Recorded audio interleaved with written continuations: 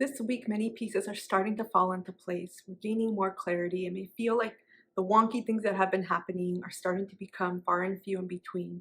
And more importantly, we are starting to take steps forward to build or rebuild the areas of our life that need our attention the most and where we would love to see greater growth and progress in the future. Hey everyone, it's Christine. Welcome back to this week's weekly energy forecast for the week of May 6th through the 12th.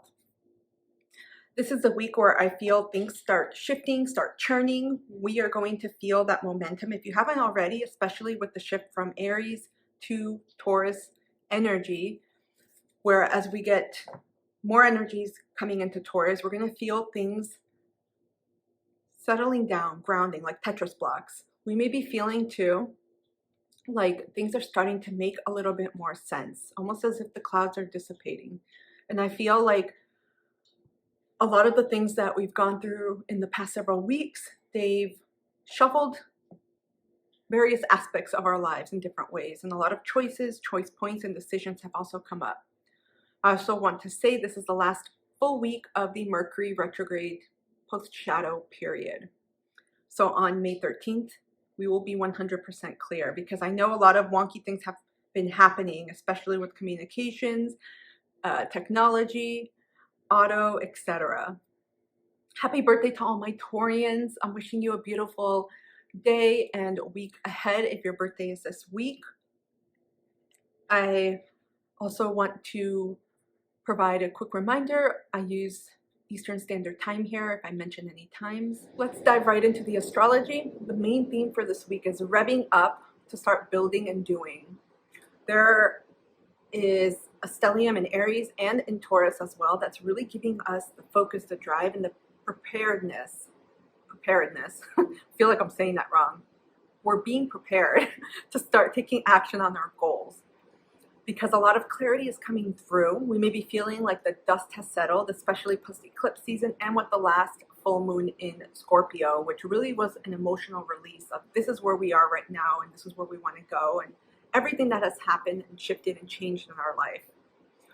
So right now we have, at the start of this week, I should say on Monday, we have Mars, the North Node, Mercury, Chiron, and the current moon in Aries. And the moon will shift into Taurus on the 7th of May. In Taurus, we have Venus, the Sun, Uranus, and Jupiter. So the confluence of these energies, and with Mars having recently ingressed into its domicile, Aries, I feel like there's a charged up energy. Many of you may be feeling more motivated. You may be feeling more revved up, or at least feeling a little bit better, like some of the cloudiness, the nebulousness, the uncertainty, or lack of clarity, it's starting to dissipate. And you may be feeling a little bit more grounded. Things have slowed down, but we also have that inertia returning back. And I'll say too, once Mercury, the post-Mercury retrograde shadow period clears by May 13th, we will be feeling a whole lot better. Things are generally falling into place now, piece by piece. It's as if Tetris blocks, we're starting to see them and make sense of them. On May the 7th, the Sun in Taurus forms a sextile with Saturn in Pisces. And this is about getting serious with our goals, our dreams, our ambitions, what it is we want to do right now in this season of our life, where we want to put our attention, our focus, and our energy. Because when we devote our time to different things, we don't get the time back. And so Taurus allows us to slow down and really check in with ourselves, since it is ruled by the moon and Venus. So this is about checking in with our sense of security, safety. What is feeling good, what isn't, and what changes have to be made. If we want our dreams to bloom, or we want to see some type of progress, we have to plant that seed. And I'll say a little bit more about this. That means making a decision or setting some type of intention and taking that action forward, right? So if you would like to become more fit, for example, you can state that and you can write down your goal and what that looks like for you and all the different steps you could possibly take, and then start moving towards that. Because when there's an activity or an action, it really doesn't allow you to start going towards your dreams in the way that you're going to see them in a tangible, physical, or material way, because that's what Taurus wants us to do. Taurus is an earth sign. And the more work we put into what we do, which is not, it doesn't have anything to do, I should say, with burning out or meaning you have to work long hours. You're just making consistent, steady progress in ways that feel good and aligned to your values and your goals. It's time to get down to business here and to level up any areas of our lives where we feel needs attention or needs a rebuilding, especially when it comes to the foundations. Post-eclipse season, and even with the last lunation, with the full moon in Scorpio, I should say, you may have already taken a look at all areas of your lives and said, you know what, I feel like now that a lot of the things have settled, a lot of changes have settled, and things are becoming more concrete, you may realize that certain areas garner your attention. And this is simply about asking yourself, what do I need to do now? Taking the more physical steps than anything. The sun in Taurus also revolves around themes having to do with self-care, with nurturing yourself, your body, your home in particular, your environment. Because we have both significations of Venus and the moon ruling over Taurus naturally, because the moon is exalted in Taurus and Venus is a natural ruler of Taurus, a lot of themes around romance, sensuality, beauty, decor, feelings that imbue or embody joy within us. Those are coming up. So this is a time when many people start paying attention to what can I do to enhance feelings of peace, of beauty, of love, maybe working on the garden or changing things up around my home or around the body, or simply creating routines that are going to be long lasting and reap rewards for me, because having structures, routines, and habits are the cornerstones of how you make progress and how you work towards your goals. Because if we don't have those supportive systems in place, it's really, really easy to get burnt out, to fall off the wagon, to not really have something meaningful or supportive while we are working towards this. I'll also say the moon is in Taurus on the 7th, and I'll get to that in a sec because we also have the new moon in Taurus happening later that day on May 7th. So the moon is co-present and applying towards the sun by 5 degrees at this time earlier in the day. So again, themes around safety, security, finances, home, the physical body, community, and people that you relate to, like friendships and relationships, and womanhood, females, motherhood. Those are themes that are coming up. I see a lot of routines being born here where things that may have worked for you in the prior season of your life or even earlier this year, a lot has been shifting. And that means updating ourselves like a computer and saying, you know what worked for me in January 2024 is not working for me now. So a lot of routines are going to be revamped. And this is a great week to do that. And this may be the week where you simply assess all of your routines, all of your habits, all of the systems in place that you have, and see what's working and what's not working going forward.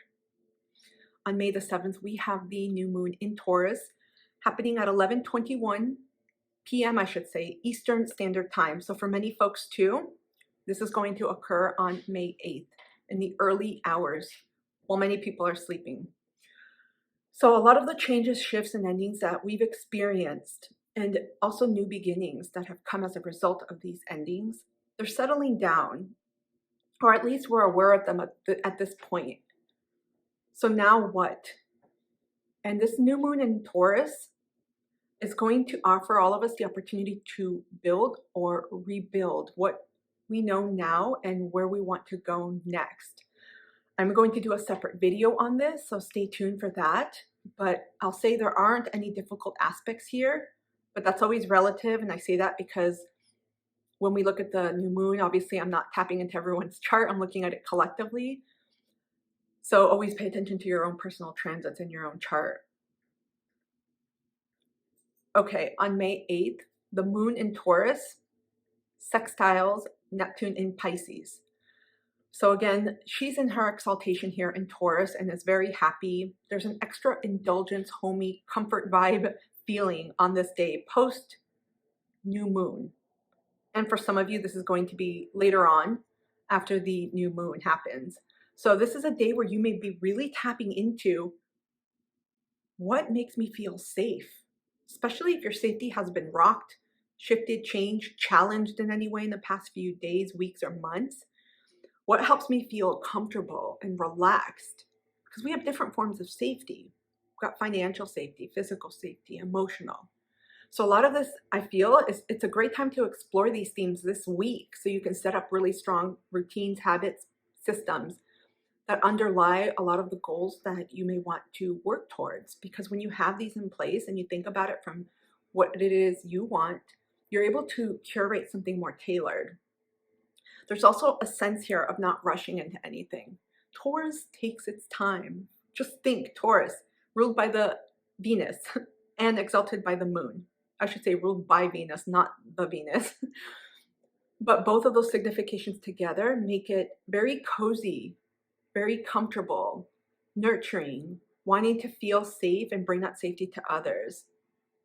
So taking intentional steps forward slowly and mindfully is going to be key, and not rushing towards anything. Because if you were to build a house, for example, and you're like, we're going to get this done in 24 hours, it is really easy to probably miss steps, to make mistakes and realize, oh shit, we did not set that foundation and now the house is wobbly. This is the same energy we are tending with this week. On May 10th, the moon is in Gemini and forms an inferior sextile with Mercury and Aries, both at 24 degrees. And because this week is a little bit, I'll say lighter because we don't have a lot of alignments happening, I'm also taking a look at some of the transit moons that are occurring to help support anything going on for you this week. So Mercury can see its co-domicile ruler here in Gemini. And there's a reception here. So I feel like a lot of messages are going to come in midweek for you that are going to simply add to what it is you already know, confirm, or give you insights on how to proceed, how to make that more tangible, how to ground that so you can start taking earthly action. I feel like my head or my communication is wanting to talk first, but there's a lag with my brain cells. I feel like there's also a potential to feel restless, indecisive, but the Aries energy here is really supporting all of us to simply take a step. That's it, just do it. You may be feeling overwhelmed. If you're someone that is currently renovating your home, for example, I'm getting a lot of home stuff because a lot of times with this time of year, many people start taking care of their homes. Even if you're on the other side and you're in fall right now, it doesn't matter. People are securing their home and preparing for the season ahead, whether it's summer or winter. And with the house, you may be feeling just overwhelmed, like, okay, I have to renovate. But simply say, what is it the first thing that you need to do? Maybe get some books out about a process or a checklist you can create, or just open up a spreadsheet or get a notepad and think about what you want to do first, or just brain dump. So that's the first step that I'm talking about with Aries, is just taking a step at a time. Financial matters, communication, and intuition are also highlighted with the moon in Gemini sextiling Mercury in Aries. On the 11th of May, the moon is in Cancer and remains there the rest of the week, and forms an inferior sextile to Mars in Aries at 8 degrees as well. So both bodies are very strong because the moon is in her natural home in Cancer and Mars is in his natural home of Aries. So drive, ambition, and assertiveness to really go after your goals, or at least get a concrete plan together, like a roadmap. What are those called? Like a blueprint that allows you to take concrete steps, especially when we reach the first quarter moon, which will happen, I think, on May 15th with the moon in Leo. It's going to start allowing us to take that action more outwardly. You may also be feeling more physically energetic at this time, or at the end of the week too, where you're feeling getting ready to take action on what it is that you've been planning. Coming up, we have the Sun conjunct Uranus both in Taurus on May 13th. Mercury enters Taurus on May 15th. Venus conjuncts Uranus in Taurus on the 18th, and we have a Jupiter cazimi on May 18th. So I would say a big potent Taurian energy week coming up. Let's get into the tarot and see what other additional messages we have. Overall, this week, you guys, great week to start just getting your plan together, finish any cleaning up, make any decisions, or at least have a plan without having to communicate that and realize, okay, I think I'm going in this direction. I feel like the energies in May are a lot more supportive and calm than they were in April and the preceding months. Okay, what do we most need to know at this time?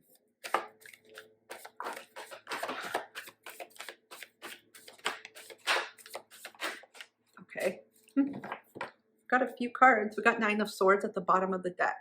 Many folks are in this energy of doing major releasing right now, shifting into rest as well. Knight of Pentacles. There's a slow and steady transition for many people, very mindful, intentional of what it is that they no longer want to experience. And look, we got the Empress here. Going for self-care, self-nurturing, self-love. A lot of people are letting go of that burnout type of energy. I'm getting, what's it called? When you're frazzled, when you're high stressed, you may be at a point, especially at the time of this reading, where you're experiencing that and you're like, I don't want this anymore. So things are changing.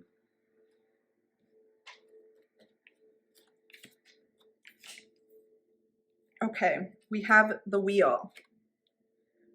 Wow, we've got 3 major arcana. We have the Wheel. And we have the fixed signs highlighted here. Leo, Scorpio, Taurus, Aquarius. We have the High Priestess. Cancer. The Hangman. Pisces. We got all water signs so far represented. And then 10 of Pentacles. This is Earth, Virgo, Capricorn, Taurus. A lot of groundedness at the end.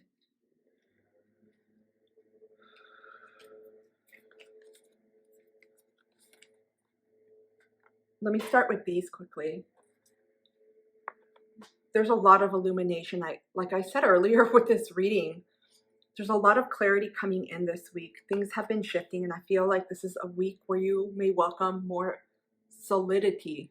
Is that even a word? More solidness, more groundedness, feeling firm, feeling like things are slowing down, as if you've been on a roller coaster and now it's stopping.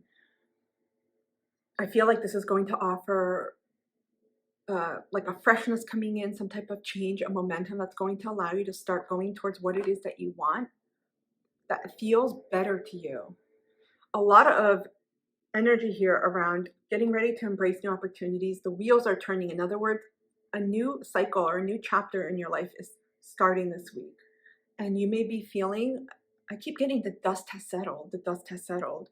You know, after a storm, when things are all over the place, and in the midst of a storm, there's shit everywhere, which is no joke, because in the several weeks leading up to, we'll just say May 6th, there's been a lot of storms, a lot of tornadoes, a lot of flooding, a lot of just Mother Earth is just expressing in many different ways. And I feel like it's very reminiscent of the human population right now, of humanity. There's a cleansing right now, and as this is being cleansed out, we're being guided to tap into ourselves and our intuition here, to see things from a different perspective. And with this energy here, it's also about taking care of ourselves in different ways and taking care of Mother Earth. I see that here as well, and we have Mother Earth here at the bottom of the deck. We're birthing new ways of being, of living. So a lot of folks, I feel, if you're at the precipice right now where you're like, I can't do what I'm doing any longer, changes are coming. And I feel like many of you have been getting messages right now, especially when Mars was in Pisces, but many messages to drive forward and to start planning your steps towards what it is that you truly want, that's going to really allow you to embrace who you are, who you want to be, in the direction that you're going in. We have 10 of Pentacles here. So I feel like, again, I keep getting like firmness, groundedness. You know, when you're able to sit on the couch and feel safe and secure and you can breathe, that's what I'm seeing here. By following and tapping into your own intuition and guidance here, you're going to find that sense of safety, security, and it could be, for some of you, financial growth and stability that you're seeking. Some of you may be contemplating, contending with moves you want to make. Do I leave this job? Do I stay here? Do I take that risk and start my own job? Or do I not? There's issues I keep getting pinged right now about safety, security, and whether you want to do this or that. And it concerns for some of you, your livelihood, finances, how you take care of yourself. It could be family related too, where you come from, your roots. So this week, there's a lot of connecting to your intuitive and psychic messages, assessing that and seeing what you're feeling at this time. Because with the wheel, some of the changes, I feel like these are going to come in slowly or allow you to take control in a more slow, measured, progressed way. I don't think that made sense, but I think you got what I said. Because of the fixed signs. So the fixed or solid signs tend to be ones that are more enduring. There could be a resistance to change, but they carry that symbolically. It could be that light or darkness for longer periods of time. So essentially the energy gives to something that's more long lasting and you could hold the pace. But there's also a tendency here too to get comfortable, even if it's not something you want to continue doing, simply because it's comfortable. It's homey, and we have a lot of themes this week around security, safety, what home means to you, and feeling at home, whether it's within your body, your environment, your decisions, and your values, and what it is you're doing. So I feel like the changes that are coming or that you're embracing are going to be ones that allow you to move slowly. There's a huge emphasis on trusting yourself here and seeing things, because Pisces here represents the Hangman, and this is a mutable energy or double-bodied energy. So be ready for some changes to occur. Be ready and open to pivoting, and stay tuned like a channel, like a TV, to what your intuitive messages and psychic messages are telling you, what you're receiving. You'll know, you'll feel it in your body. And with the Taurian energy, it really is about connecting to your body in a different way to feel this. That's why there's a lot of focus with the embodiment practice of sensuality because of the Venusian and the moon significations. Many of you are heading towards something more solid, more grounded. I feel like there's a rebuilding towards something more sustainable and long lasting, because the 10 of Pentacles is something that's going to last forever beyond you. It could be something in terms of your legacy. It could be something that you want to create that's going to sustain the test of time, or anything that comes your way. I feel like there's a greater renewal happening right now collectively around creating routines, practices, and lives that are more sustainable, that allow us to connect to ourselves, to Earth, and that are enduring. No more burnout. There's been a shift, a lot of different things happening with, I'll say, different organizations, different corporations, different companies, where people are either getting laid off, or people are leaving. Let's tap into a final oracle card, you guys. This is the Hero's Journey Dream Oracle, excuse me. Get a final message here for this week.